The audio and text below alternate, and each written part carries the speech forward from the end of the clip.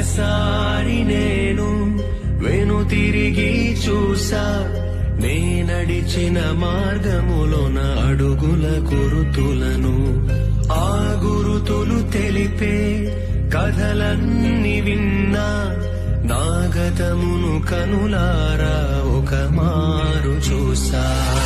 ఎన్నో దీవెనలు, ఆశ్చర్య కార్యములు, ఎన్నో అనుభూతులు, ఆనంద స్మృతులు, నన్ను కన్న తల్లిదండ్రుల ప్రేమ అనురాగం, నాతో గొట్టును నాలో నింపిన వాత్సల్యం, సుమధుర అనుభవము వర్ణాలమయము, నా భాగస్వామితో పయనించే సమయము.